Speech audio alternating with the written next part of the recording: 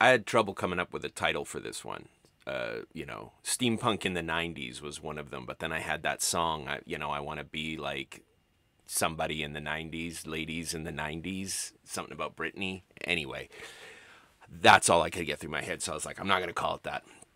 And then I thought about like I had an article that was called Seminal Steampunk, but one of my colleagues, he's the new guy on the block, posted something on Twitter about I wish people would stop using the word seminal because it feels all sketchy, like it feels very porn oriented. It was the direction he was heading with it, and so I was like, I'm not calling it that. I already have an article that's called that, so I'm not calling it this because I've already made this terrible mistake once.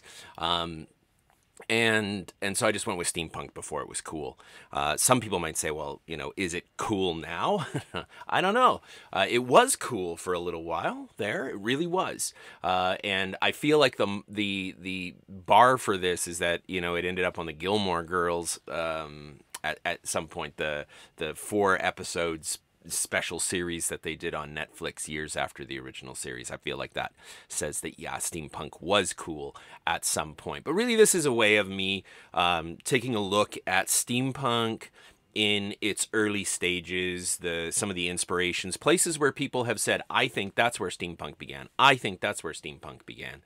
And then I'll tell you where I think steampunk began. We'll talk about when the term was actually coined and look at some of the texts, be they film, game, or print, written, before we hit what most people would sort of consider the second wave of steampunk when it got big in the early 21st century.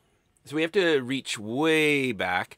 There are, of course, as I mentioned in the last lecture, people who think that steampunk is Victorian science fiction, that H.G. Wells and Jules Verne are like they're either proto-steampunk or they are steampunk, and I don't really think they're either of those things. I think that Marcel E. Mercado's amazing H.G. Wells versus Jules Verne image, where we've got these two, speculative fiction literary giants squaring off against each other with ray guns, 10 paces and then turn and I guess fry each other. That's steampunk, but that's Mercado working, in the last 2 decades versus in the last 2 centuries ago.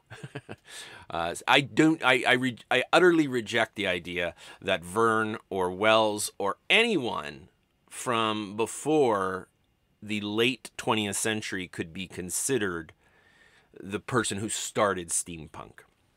And it's why even though Mike Ashley's Steampunk Prime, a vintage steampunk reader, is a really cool repository of very, very early science fiction or very late scientific romances, it's really not steampunk. I think the publishers were absolutely cashing in on the popularity, and there too we see evidence of the popularity of steampunk. If you just look at the number of publications that were coming out with the name steampunk or some sort of like this is a steampunk book in between 2008, 2009, maybe up to 2012. That's when it lost its sheen. The honeymoon was over. But Steampunk Prime was, to me, evidence that steampunk was good business for publishers because it was a book that was just a bunch of public domain, really early speculative fiction on the science fiction side, but it really wasn't steampunk. In fact, there's things in that book where I'm like, no, this is like a complete rejection of a lot of the things that steampunk was all about. And then Greg Baer, one of the great science fiction writers of all time, really, was at a conference that I attended, and he said in a panel that he thought that steampunk began with production designer Harper Goff's design of Captain Nemo's Nautilus, this submarine, in Disney's 1954 film 20,000 Leagues Under the Sea, because that's a Nautilus that looks nothing like the Nautilus that Verne described.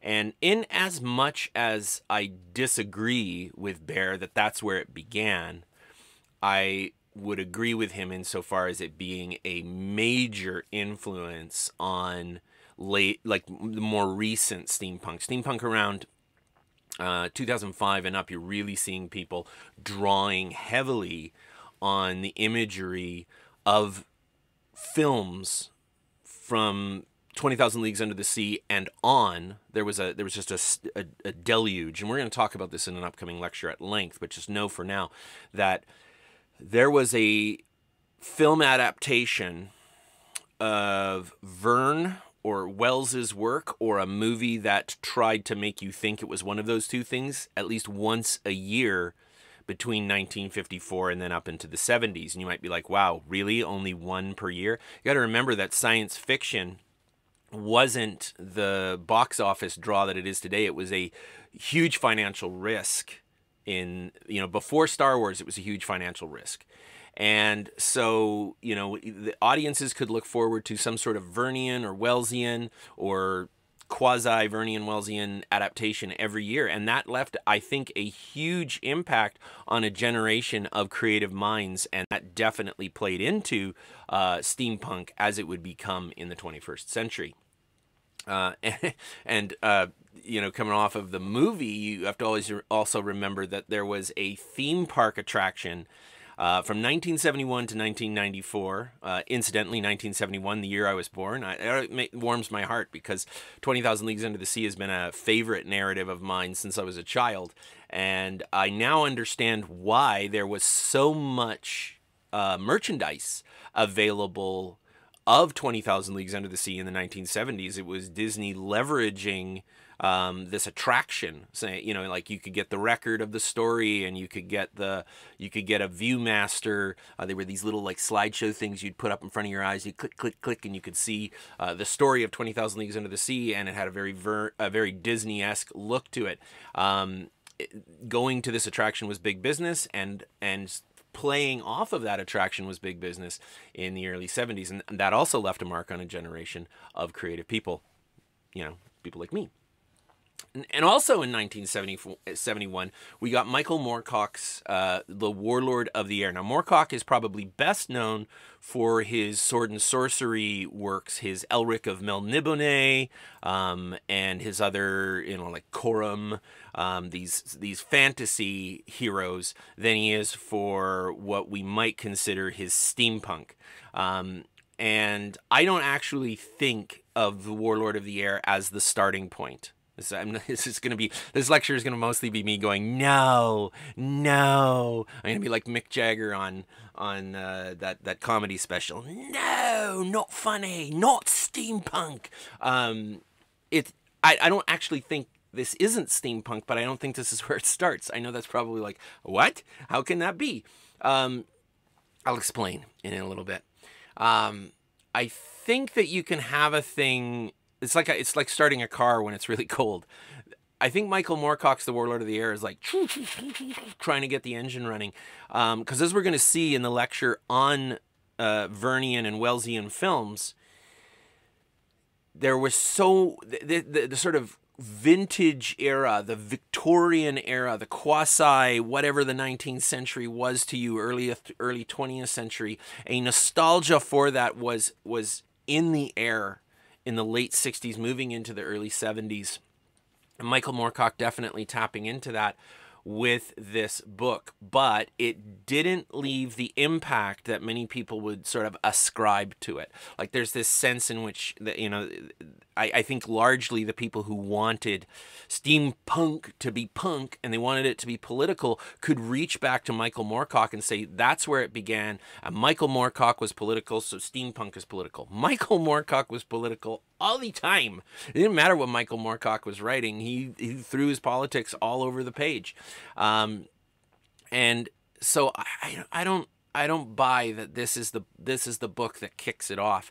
Though it is interesting to look at the covers for Moorcock's Warlord of the Air as a sort of, how has steampunk evolved over the decades. This 71 version, the airships in the novel are rendered like chrome fighter jets and rocket ships of the last 2 or 3 decades in Astounding Stories or something like that. It's a very futuristic look, not a retro futuristic look at all. And then we jump up to 1982's edition, and now we've got airships that actually look like airships. They look like Graf Zeppelins. And right around the same time, another version of the cover, same year. This edition was also used on the German cover, but this is a little more whimsical, a little more fanciful. We can see the lead character who has been transported through time to the future, as it turns out. That's one of the interesting things about the Warlord of the Air, is that it doesn't take place in a nostalgic past, but rather in a present, in that it takes place during the 70s, but it's a present in which the sun really did never set on the Victorian Empire, that the British Empire still holds the world in its hand. And it's about the Warlord of the Air is an Asian resistance fighter who wants to, you know, strike back against the evil empire, as it were. But anyway, we can see this very I would say hyper vintage looking airship there. It's got a more gonzo aspect than the other 1982 cover. But then if you come up even more recently, it gets to feel a little bit more like what we would associate with steampunk. This is a cover for the White Wolf Omnibus edition, which is the first one that I ever owned of Moorcock's steampunk. I'm going to put that in air quotes. And it's an absolutely gorgeous cover. But what I found reading that Omnibus edition is that we might consider Warlord of the Air steampunk because it's got this heavy Victorian feel. It's got airships. It's got the things that we would normally associate with steampunk. But then by the time you get to the second book in the series, that's largely being abandoned. It's this post-apocalyptic world. Doesn't have as much of a sort of nostalgic retro-futuristic feel. And by the third book, we can say that that is almost completely abandoned. The 2013 cover for Michael Moorcock's The Warlord of the Air, certainly playing off of the success of steampunk in the years right prior. Leveraging that and saying, hey, do you like steampunk? You'll like this book too. And so there's no doubt that you can take Moorcock and sort of yank him forward, a little bit of time travel there as well, to be reverse engineered into steampunk. But saying that he's steampunk proper, that's where steampunk begins. I should say it that way.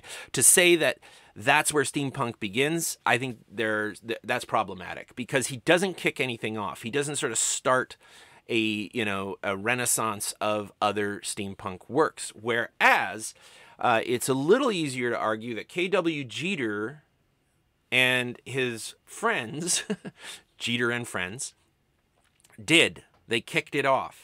And maybe it was just them doing it. It was just these three writers from California.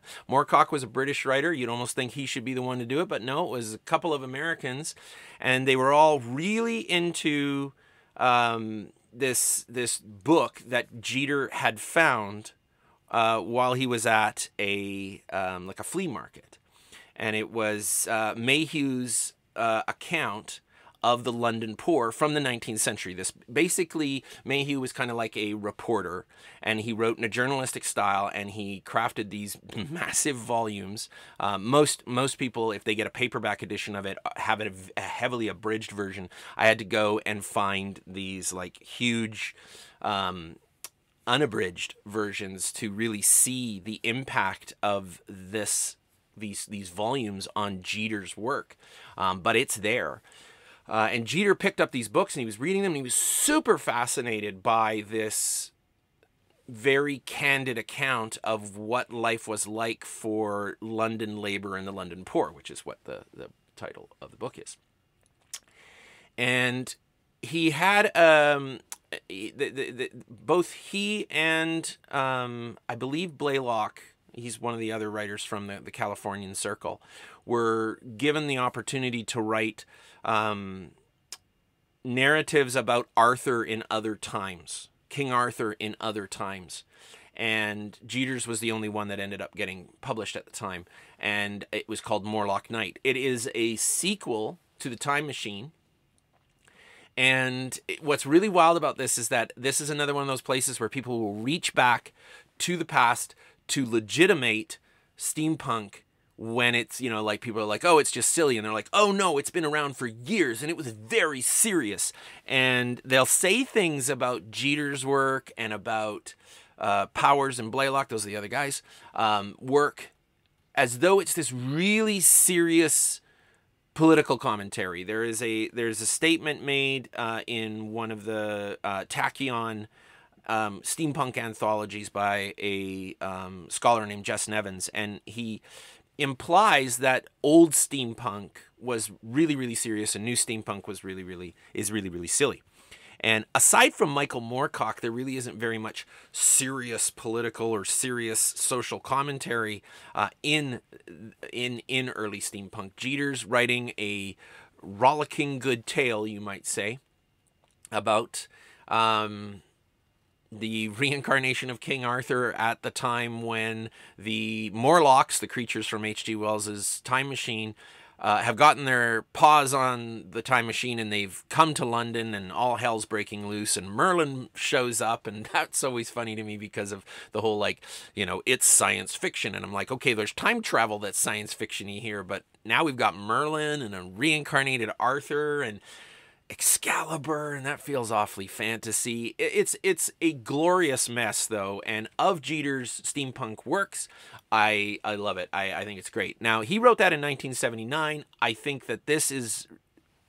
he can lay claim to having the first bona fide steampunk novel, but not necessarily the first bona fide steampunk work in America, as we'll see in just a moment. It would take him about a decade to write the second of his, as this header calls it, a mad Victorian fantasy, Infernal Devices. And it's entertaining, it's funny. It has a little bit of what you might call social commentary going on, but mostly I think that's in the service of some of the jokes in the text. Some people take it more seriously than I do, but it's not nearly the you know, political treatise that some people would, you know, like to think that it is. But it is at the very least exactly what Stephen Handke, who wrote one of the first articles about steampunk, said, which is that these books are largely, you know, they're about revolutions where nothing, you know, revolutionary ultimately happens in the end. They're what we might term secret histories, where, you know, we've got, you know, great adventures happening behind the scenes, but they don't impact history in any significant way. They don't change the time stream, as we find back in Michael Moorcock's Warlord of the Air, where time really does get changed up. So Jeter wrote two steampunk books in the 80s. And a friend of his, Tim Powers, so these guys all hung out together. And they not only hung out together, but they hung out with a really famous science fiction writer, and I'll save that for just a second. But Tim Powers was also fascinated by Mayhew's book, and, you know, he wrote his stab at London, you know, in the old times. But his takes place before the Victorian period. It's called The Anubis Gates. It's a time travel novel. It is utterly entertaining, but that's like just about every Tim Powers novel I've ever read. Incidentally, Tim Powers wrote the novel that the fourth Pirates of the Caribbean movie was based on, but please don't judge Tim Powers' book by that movie's narrative, because they're not the same. So I highly recommend checking out Powers' On Stranger Tides. The Anubis Gates, though, is just an entertaining read. It lacks the strong techno-fantasy elements or the retrofuturism elements that we normally associate with steampunk, but I refuse to kick it out of the steampunk umbrella because I think it demonstrates that in these early stages there wasn't a concentrated effort to corral steampunk. They say, like, steampunk has to have this, and this. Tim Powers is the guy coloring outside the lines, and he's been associated with early steampunk so much that I think it's worth keeping him there, if for no other reason than to just trouble the waters. James P. Blaylock is, for my money, the most steampunk of these guys. Even though it turns out that he's not the one to coin the term, he's the one who writes the most. And in conversations with him, he's really the one who loves the period that he's drawing from, I would say, the most as well. It wasn't just a fascination with Mayhew, it was a love of writers from the 19th century that, to a large degree, drives Blaylock's style. But Blaylock's first stab at what we might term steampunk was the Digging Leviathan, which takes place in modern America. What is steampunk about this are the techno-fantasy and the retrofuturistic elements of building a digging machine, a machine that's, you know, to go to the center of the earth, as it were. It is a wildly fun and whimsical novel, as most of Blaylock's work is.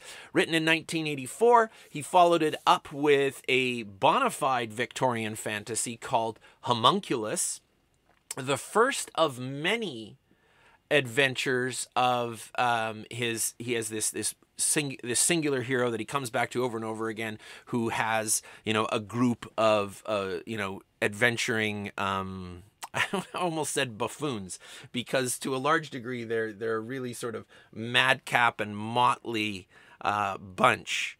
But this was another book in that series, or it was the first book, I should say, in that series, and it introduced all of these wild characters and Blaylock's hero of that series. And he followed that up with a sequel to Homunculus. So now he's continuing this series with his hero, Langdon St. Ives. And this novel was called Lord Kelvin's Machine. That was in 1992. And then he didn't touch that universe again for quite some time. Now, before I go on to tell you a little bit more about Blaylock, I'll also say that he wrote short stories in this universe. And he had a published short story called The Ape Box Affair, which was published before K.W. Jeter's Morlock Knight. Consequently, Blaylock is arguably the first American to write what I would say would be steampunk, something that becomes steampunk at the very least.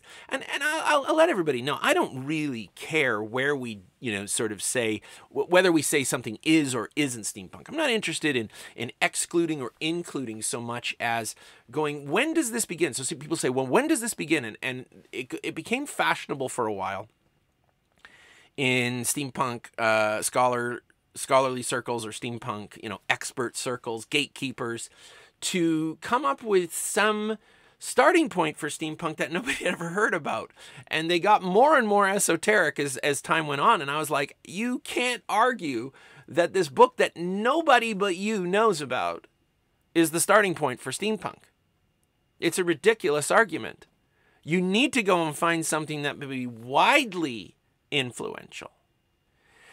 And while Jeter, Powers, and Blaylock, none of the three had a huge hit on their hands with any of these books, they were at least moderate successes at the time.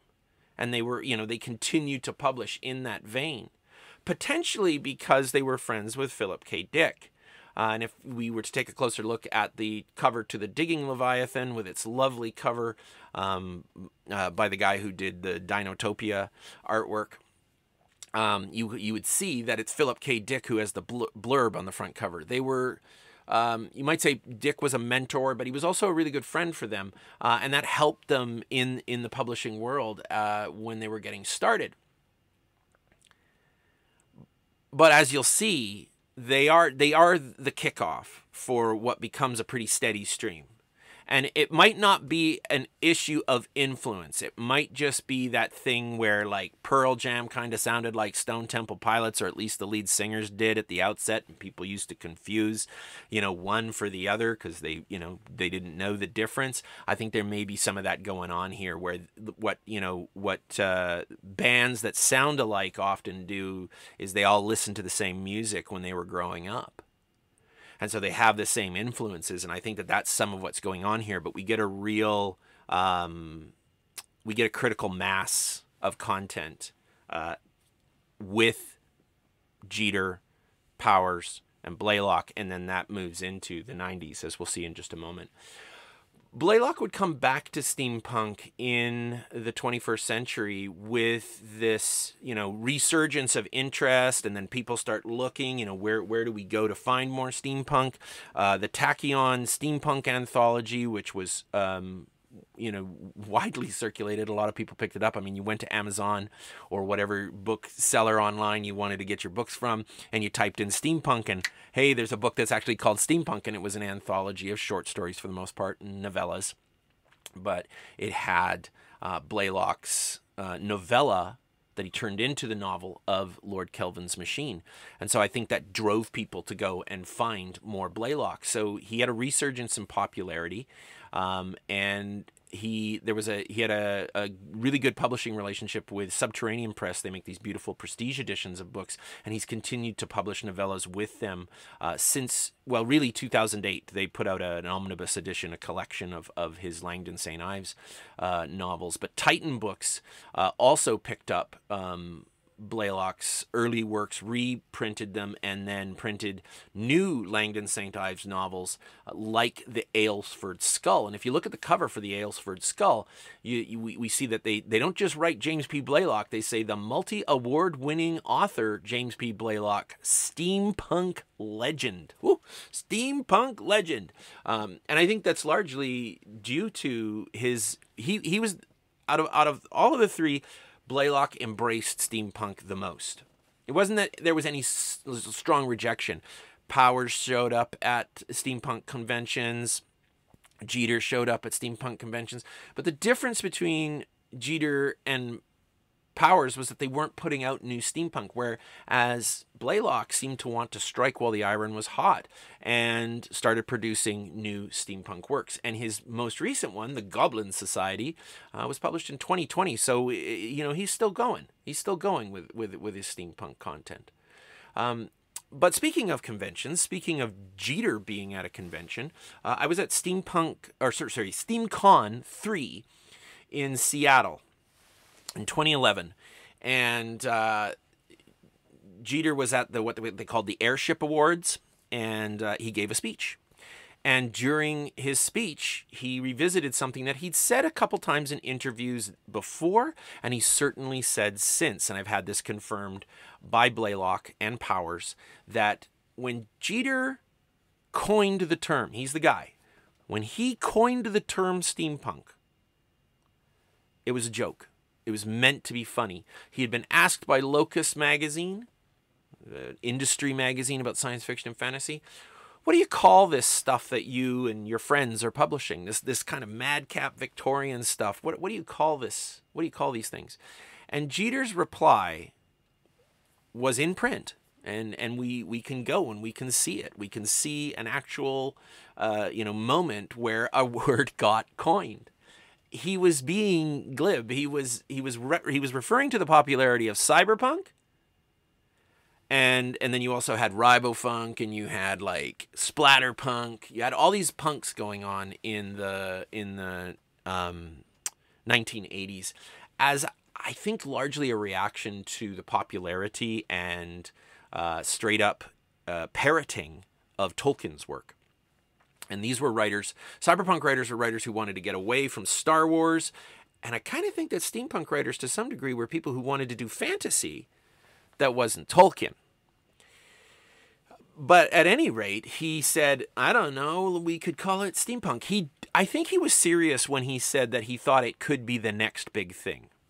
But I don't think he was envisioning it in the way that it would manifest in 2005, 6, 7, 8, as it became something other than just a literary or film phenomenon.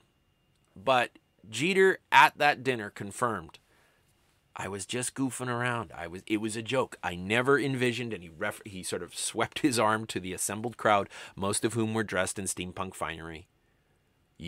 I didn't imagine it would be this. And so I think we can say that there is something distinct about the appropriation of steampunk in the 21st century versus Jeter coining the term at this point. He really didn't think the word was going to have legs. That's normally how language is, though. I mean, you try to make a meme and you can't do it. you post some goofy thing of you doing something funny with a cat, and the next thing you know, it blows up. Steampunk blew up. But I think it's these three guys who are I jokingly referred to them as the steampunk trinity, both because there's three of them, but also in that sense of like the Trinity test of the atomic bomb, that there's a sort of blast pattern that we can look at. And if we observe the blast pattern with them at the center, then we can imagine, Warlord of the Air or 20,000 Leagues Under the Sea as being out on the fringes of the blast pattern, and say, yeah, those are absolutely influences, or we might say they're proto-steampunk. But once we hit Jeter and Powers and Blaylock, we're really getting closer and closer to something that approximates what steampunk has become, that fulfills some of the aesthetic features that I spoke about in the last lecture, that there's techno-fantasy, that there's retrofuturism, that there's some level of hyper-vintage going on. I mean, the idea of three Americans writing about Victorian London alone has a sense of hyper-vintage to it. How could they possibly know what London is really like living in California, hanging out with Philip K. Dick, right? How can they be experts on that thing? It shows that what they were doing was they were writing fanciful tales, really great, exciting stories about some version of the past, but not necessarily ones that, were meant to be taken super seriously. We're going to get to one in just a second that should be taken seriously, but first, a digression over to comic books. There are people who would point to some really esoteric comics from prior to Gotham by Gaslight as early steampunk comics, but I don't think they're really worth the kind of attention that most people pay them. Gotham by Gaslight, on the other hand, was a huge success. It was the first of what DC would come to call its Elseworld stories, the DC equivalent in many ways to the What If series from Marvel. What if the Batman was, in the 19th century and Jack the Ripper moved to Gotham, right? That's the premise of Gotham by Gaslight. And it was successful enough that it spawned some other versions of the same concept that were less successful. And I would argue that's largely because those later works didn't have the creative team that Gotham by Gaslight did. They were working with a really great writer, Brian Augustyn, and one of the greatest comic artists of all time, Mike Mignola, who, as it turns out, we're going to see again. Mike Mignola helped shape steampunk.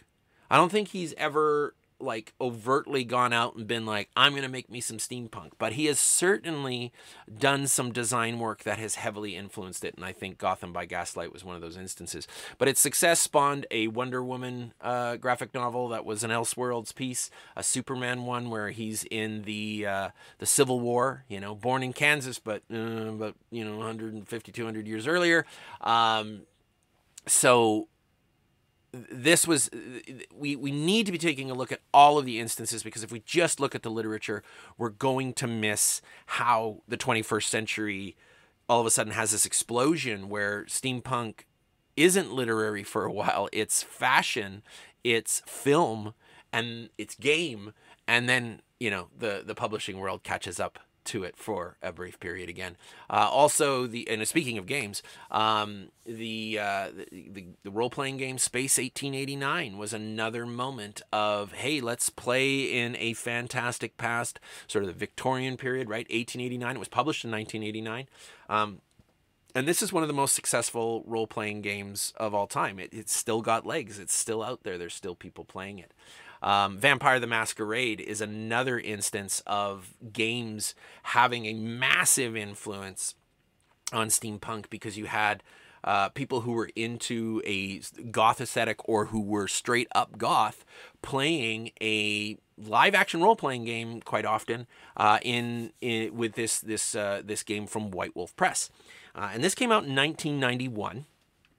And I remember running an event It was like a murder mystery, like a Wild West murder mystery. And this was in the early aughts, so this was years after Vampire the Masquerade was around. But this is just to tell you what it looked like. We were doing this at the Fort Edmonton, which is a fur trade fort that's been recreated here in Edmonton.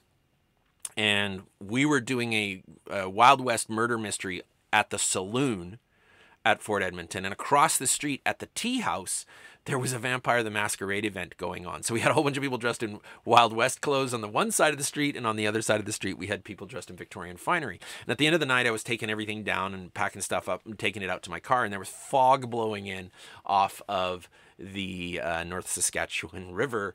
And I looked across the street, and there were these two people walking arm in arm, two vampires, I guess. He had beautiful long hair. She was in this wonderful dress. They looked the part 100%. And I looked over and I went, huh.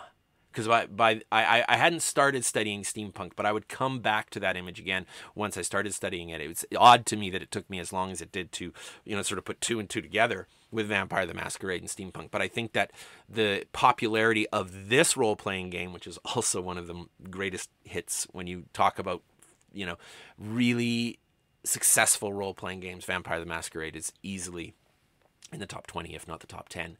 And how much of an influence that would have when steampunk got popular. Because if you played Vampire the Masquerade in the 90s, steampunk comes around in the aughts, you look in your closet and you're like, I have a whole bunch of Victorian stuff. And you say all I have to do is put cogs and goggles on it.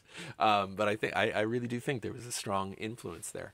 But on the literary side, William Gibson, and you can see on the original cover, the first edition of The Difference Engine, this novel, The Difference Engine, they play up author of Mona Lisa Overdrive. So William Gibson, author of Mona Lisa Overdrive. Well, what was Mona Lisa Overdrive? It was one of the books in a series of books that really kicked off cyberpunk. And consequently, because William Gibson was, like, you put William Gibson's name on a book in 1991 and it would sell. And I know this because just about every steampunk I ever met in the early days would say, oh yeah, I own The Difference Engine. And I'd be like, and they'd be like, well, I've never finished it. There's so many people who would either say, I've never finished it or I've never read it. Everybody knew about it, but very few people had read it. It's a difficult book to read. It is not a real page turner.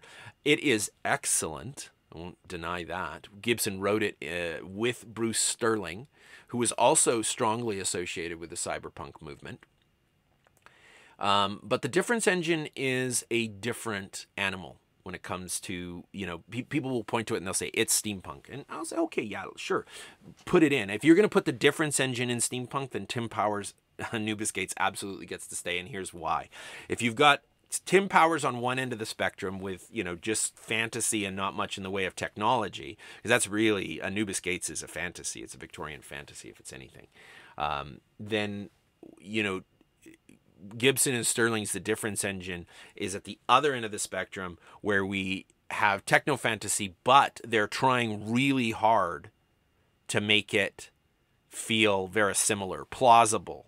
That you read The Difference Engine and you don't go, this is gonzo weird technology, but rather that this is a serious answer to the question, what if Charles Babbage's Difference Engine could have been made and worked even better than he imagined? It's basically a cyberpunk novel transplanted into the 19th century.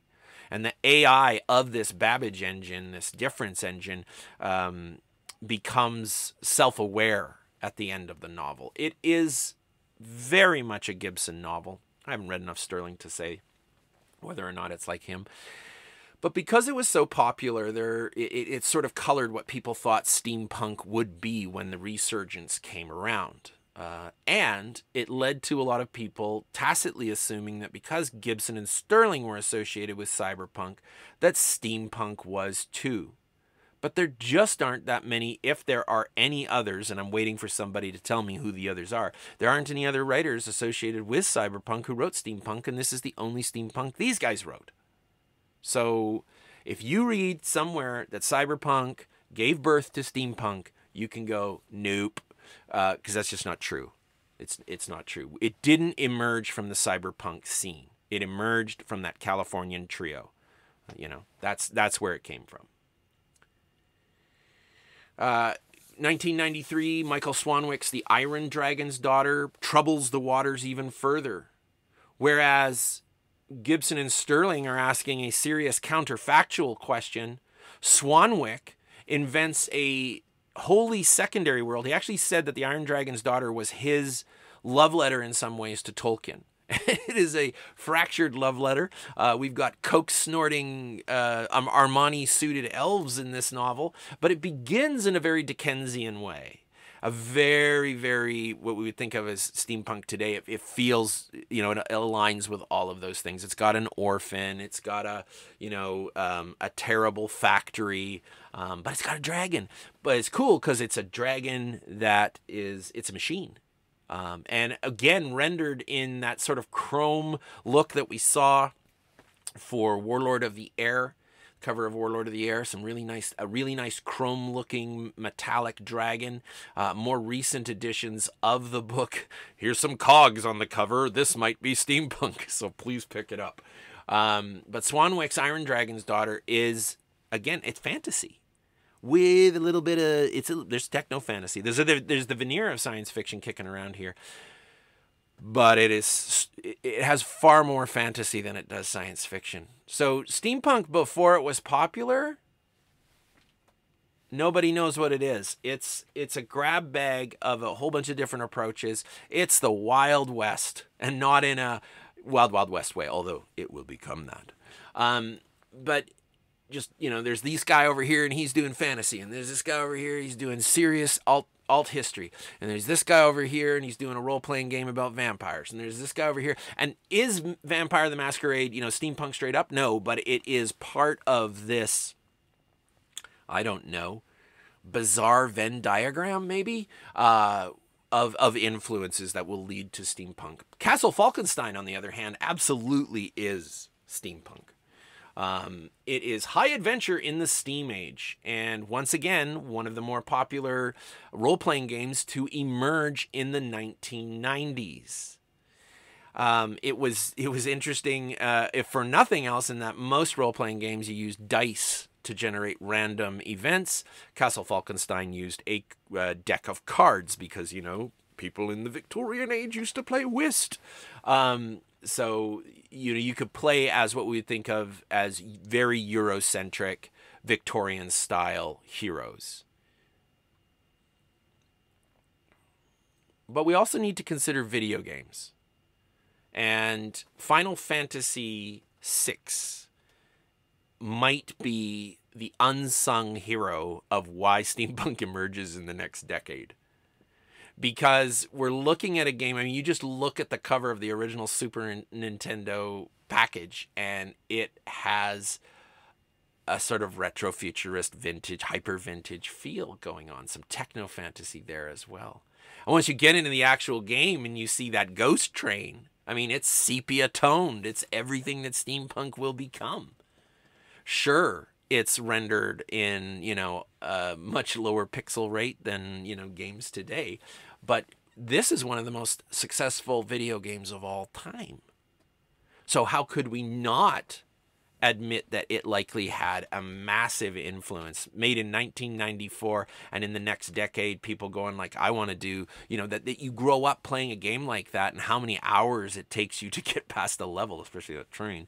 And when you finally do, you know, that's lodged in your memory. And if you're a creative type, you're going to come into the next century and go, hey, you know what we could do? We could do this really cool, like, steampunk train or whatever it might be, right? Without necessarily having the word for it. Because a lot of the works that we've looked at so far, they're not like, and here's a steampunk game for you, Final Fantasy VI, a steampunk adventure. They're not doing any of that. But Paul DeFilippo's The Steampunk Trilogy sure did. And consequently, this is from 1995, consequently got a lot of press when steampunk became popular, because if you're going to go and you're going to do a search, you're going to get that Tachyon anthology, or you're going to get Paul DeFilippo's The Steampunk Trilogy, in which all sorts of crazy things happen. It's really 3 novellas in one book, And at one point, Emily Dickinson gets it on with Walt Whitman. It's a weird book. I would not say that it had a great influence on what steampunk would become. So I'm just going to pass it. I'm going to pass over it, but I needed to talk about it because there are people who are like, yes, the steampunk trilogy, let's talk about it. And academics love this sort of thing. I mean, there hasn't been a ton written about it, but, you know, academics love it because it's like, oh, we know about Walt Whitman and we know about Emily Dickinson and, oh God, they're having sex.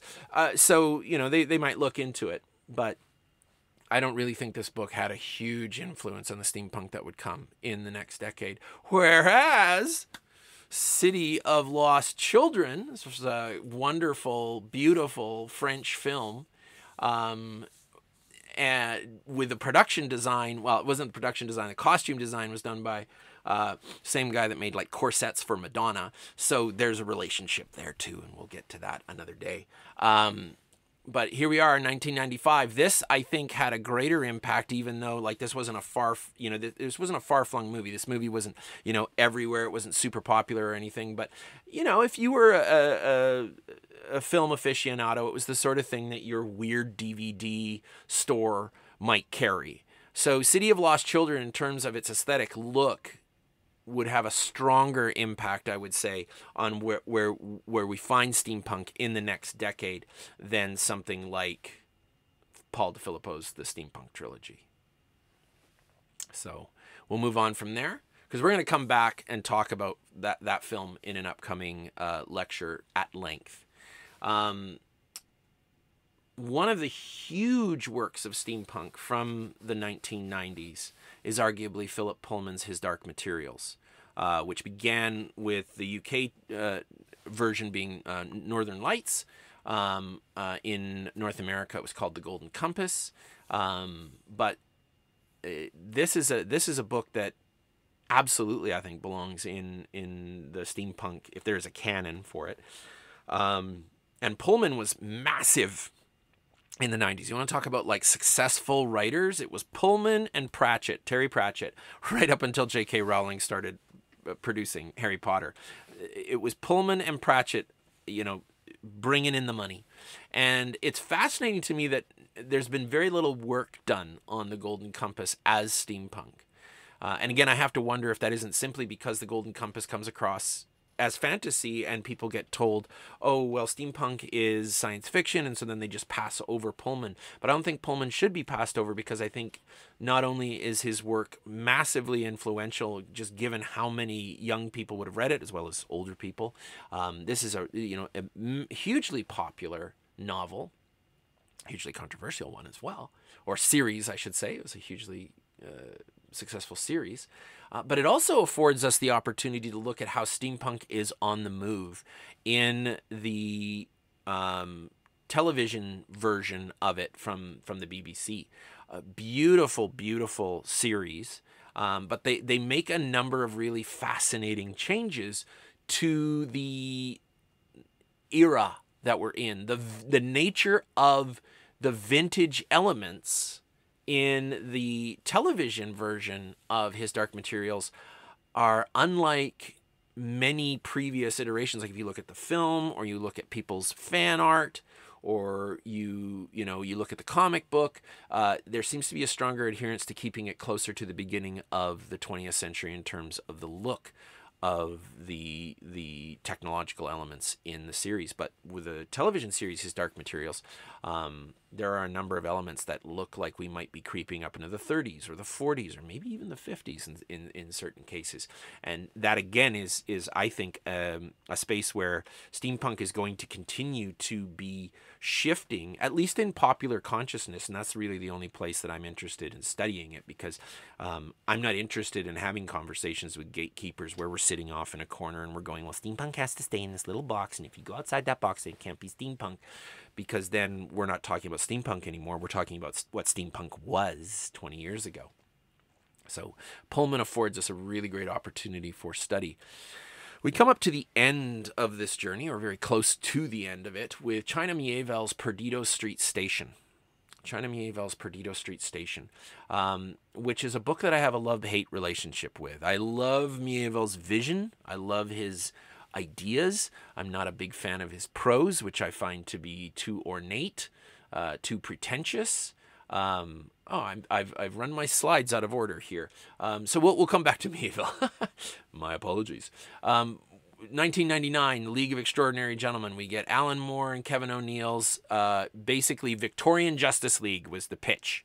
Victorian Justice League. We've got Verne's Captain Nemo. We've got Mina Murray from Dracula. She survived Dracula's assaults, and she is the leader of the group. We've got Alan Quatermain,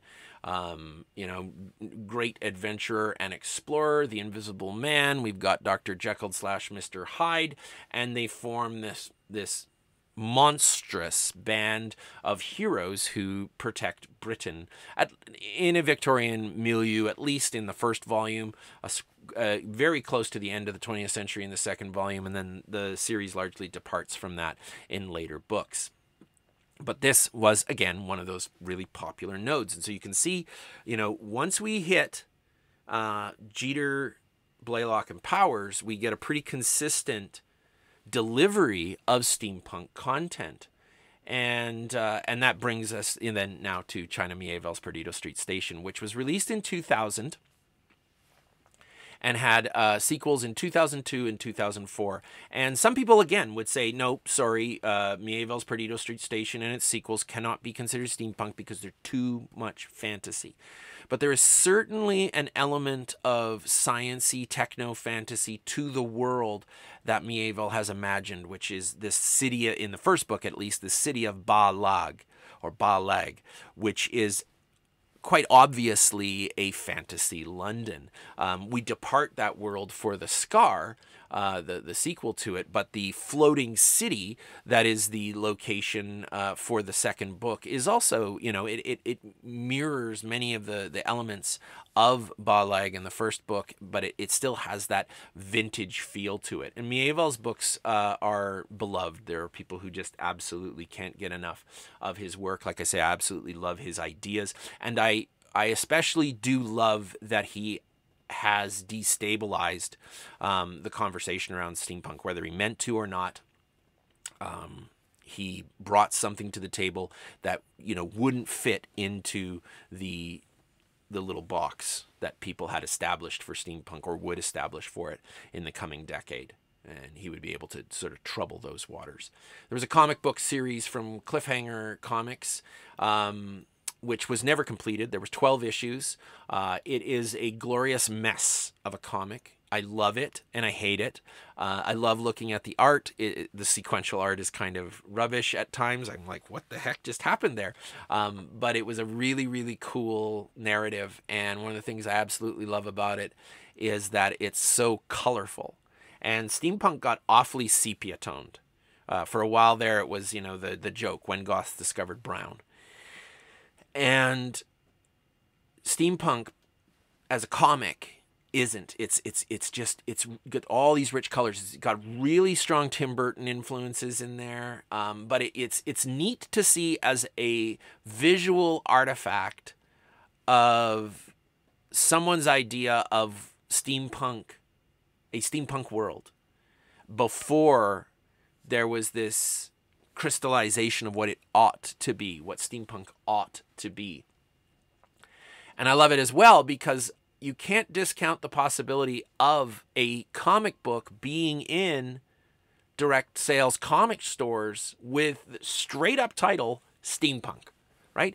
They didn't call this anything else. They didn't call it like a Clunky Robots Adventures or something like that. They didn't give it any other title than the genres or the subgenres word itself, right? K.W. Jeter's term being appropriated as a title. And I think that really shoves it up into public consciousness. If we take a look at a Google Books Ngram viewer, we can see the use of steampunk. How often are people using it? Between the period of 1971 with Michael Moorcock's Warlord of the Air and today. And it is a really, really steep climb after 2005, but you can see it take off somewhere about the mid-90s, going on this rise. But it really starts to climb after 2000. When I was doing my initial research and did this sort of engram thing, we didn't have this crazy steep Everest-style incline after 2005. So it just, you could see a really strong uptick even at the time. What happens in 2000 for that liftoff? What brings it into the popular imagination? I don't really think it's the steampunk comic, although that probably contributed a little. We have to step a little ways back to 1999 and the absolutely craptastic film Wild Wild West. Now, you can love it if you love Wild Wild West and you're sitting there going, I'm irate, that's my favorite movie. Keep loving it. Everybody gets to love salt and vinegar chips or whatever crap we like to put into our body. So everybody gets to love a few movies that absolutely stink. I mean, my podcast is named after an absolutely terrible, it's named after an element from a really, really crappy B movie from the 1980s. When I saw Wild Wild West, I didn't know what I was looking at. I just knew that it was a bad movie. I thought the production design was kind of cool, but it's a bad movie. And but it was Will Smith, for heaven's sake. You put Will Smith in anything in the late 90s, and it would make money. And Wild Wild West did. It made some money, and so people knew about it. And when we talk about why steampunk becomes popular in the next decade, we can't discount this. I don't think this is the only reason it happens, but we can't discount it. This is the moment at which steampunk is no longer this underground thing that it's been. If the second movement of steampunk is called a wave, we often call the second wave of steampunk. People talk about the first wave, and I'm like, that was not a wave. It was like an underground stream, if it was anything. But I don't think we can call it a wave, right? So this is just a survey, an annotated bibliography, if you will, of these major nodes along the way leading up to the 2000s when steampunk really kicks off, really explodes. And that's where we're going to take things in upcoming conversations. We're going to see, like, why did this happen? Why did it happen at this time? And what made it popular? Which narratives were contributing to that? There's no doubt in my mind, though, that Wild Wild West was absolutely one of those moments. And so for the longest time, when somebody said, what's steampunk? And I would want to give them my pedantic academic response, I would often just resolve to, did you see Wild Wild West? And they would say, oh yeah, that was a fun movie, right? And I'd go, it's kind of like that.